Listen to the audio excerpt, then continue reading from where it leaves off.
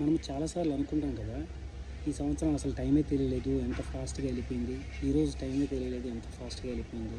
ఈ టైం తెలియకుండా జీవితం గడిచిపోవడానికి కారణం ఏంటంటే, మనము మన జీవితాన్ని చాలా ఫాస్ట్ ఫార్వర్డ్‌లో పెట్టి నడిపిస్తున్నాం. ప్రతిదానికి క్విక్ యాక్షన్, ఇన్‌స్టంట్ రిజల్ట్, చాలా తొందరగా ఏదైనా సరే అనుకుంటే అది తొందరగా కంప్లీట్ అయిపోవాలి. రోజుకి ఒక మల్టిపుల్ యాక్టివిటీస్ కంప్లీట్ చేయాలి. చాలా చాలా ఫాస్ట్ ఫార్వర్డ్‌లో పెట్టి మన జీవితాన్ని తీసుకెళ్తాం.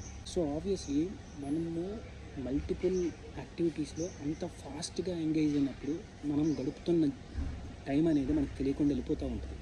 మనకేంటంటే చుట్టుపక్కల మన సొసైటీ కానీ, లేకపోతే మనం పనిచేసే కంపెనీలు కానీ, పెరిగే వాతావరణం, మన పేరెంట్స్ కానీ, మన లైఫ్లో, మన బాడీలో, మన మైండ్లో చాలా అర్జెన్సీ క్రియేట్ చేశారు. ప్రతిదానికి ఇది అవ్వాలి, అది అవ్వాలి, ఈ టైంలో ఇది చెయ్యాలి అని చెప్పేసి.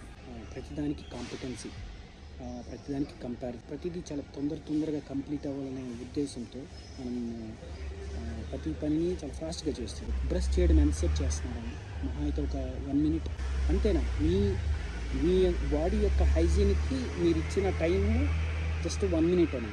ఇలాగా తినే తిండి కానీ, స్నానం చేసేటప్పుడు కానీ, చాలా చాలా చిన్న బేసిక్ థింగ్స్ కూడా మనం చాలా ఫాస్ట్గా చేస్తాం. ఈ ఫాస్ట్గా చేయడం వల్ల బాడీలో ప్రతి సెల్లోన అర్జెన్సీ క్రియేట్ అయిపోయింది. ప్రతి పని చాలా ఫాస్ట్గా చేస్తుంది.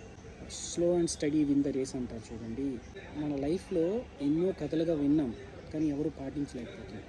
ఎందుకంటే మనకి ప్రతిదీ క్విక్గా కావాలి, ఇన్స్టెంట్గా కావాలి. ఫర్ ఎగ్జాంపుల్, ఒక పర్సన్ ఉన్నాడు, 6 మంత్స్లో 6 ప్యాక్ చేసేసేయాలని చెప్పేసి ఒక గోల్ పెట్టుకుంటాడు.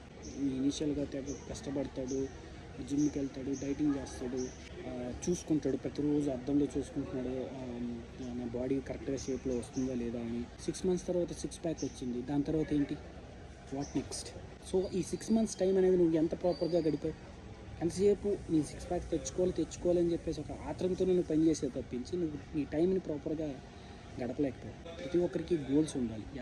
నా జీవితంలో ఇలాగ అవ్వాలి అని చెప్పేసి గోల్స్ ఉండాలి. కానీ ఆ గోల్స్ ఈ టైంకి కంప్లీట్ అవ్వాలి, ఇలాగే చేయాలి అని ఆ ధోరణి అనేది మానుకోవాలి. కంపల్సరీగా మనం అనుకున్నది సాధించాలి. అనుకున్నది సాధించడానికి చిన్నగా స్టెప్స్ వేసుకుంటూ ఆ గోల్కి సంబంధించిన ఏదైతే యాక్షన్ తీసుకోవాలో అది చిన్నగా చేసుకుంటూ వెళ్ళాలి. ఇవన్నీ మైండ్కి కానీ, బాడీకి కానీ ఏ పనైనా సరే చిన్నగానే అలవాటు చేయాలి.